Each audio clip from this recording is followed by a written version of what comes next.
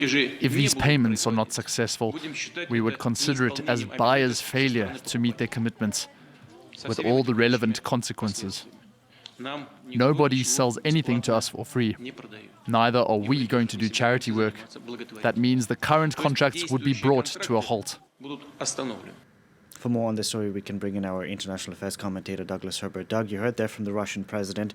What exactly is this whole story about? It's about Putin looking for every wily way he can to try to counter the Western sanctions against Russia, which have been hitting it, even if he denies it and shrugs them off, and to undercut those sanctions and to essentially play the West at its own game.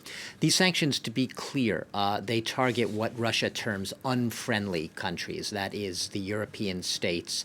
I'm not talking so much about the U.S. because it's its own energy producer and it doesn't really depend on Russia, but the European states that have imposed sanctions on it.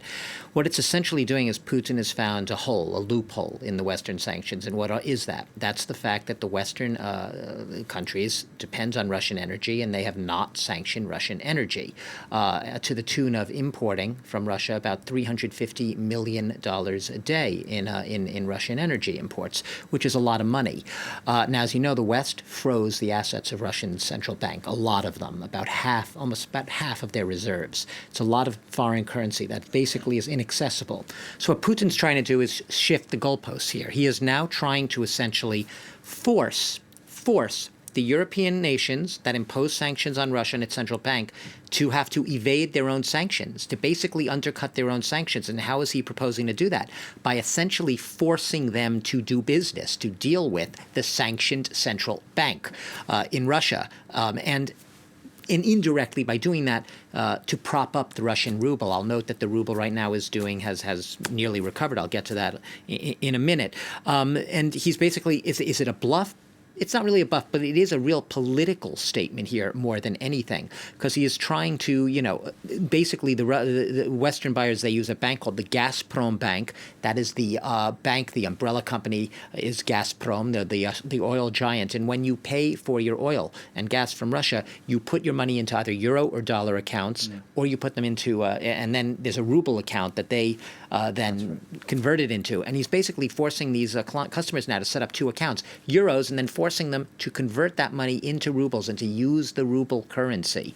So it's interesting to the extent that, are the Westerners going to play ball? And so far the indications are they are not. Yeah, they're saying they won't be blackmailed. And while they're saying this, the ruble has been rebounding, because just a couple of days ago we had the U.S. president who said the ruble had been reduced to rubble, but that isn't the case. It isn't the case. And like you said, first of all, the Western countries aren't playing ball. They're saying, our contracts are denominated in dollars and euros. It's going to stay that way. We will not give in to what they see as Vladimir Putin's blackmail. And it's true that renegotiating these types of contracts, as you know, Delano, takes weeks, if not months often. So it's not tomorrow that we're going to see all this shift to ruble payments, if it ends up happening at all, if it's not a bluff, in the first place. But you were saying the ruble has recovered. But look, appearances can be deceiving, and let's not be fooled by the fact that it's true that today the ruble is trading, as of this morning, it was about 81, a little over 81 to the dollar, to give you a sense of how much of a recovery that is. In early March, a couple of weeks into the invasion and the war, it was about 150 rubles to the dollar at one point. And then it was more around 120, 125. So 81 is really where it was a day or two before the February 24th invasion, to give you a sense of just how much the rubles bounced back. That is not a natural bounce back. That is not due to the robust health of the Russian economy. That is due to the artificial life support, essentially, of that the Russian authorities have put the ruble on. The financial authorities basically have been curbing. They've been having a lot of draconian currency curbs. How much money Russians can, if they have a foreign bank account, take out of money, and prohibiting them from putting that money in a bank, only being able to take out $10,000 if they have that much money in a Russian bank over 6 months. And also trying to force clients to pay in rubles. All of these are artificial supports. I'll just note the central bank did pay over $1 billion in the first days after the invasion, supporting the ruble. They haven't paid that much since. The ruble is floating right now, and it's doing okay. But this is an artificial support that it's on. Thank you very much for that, Douglas Herbert there.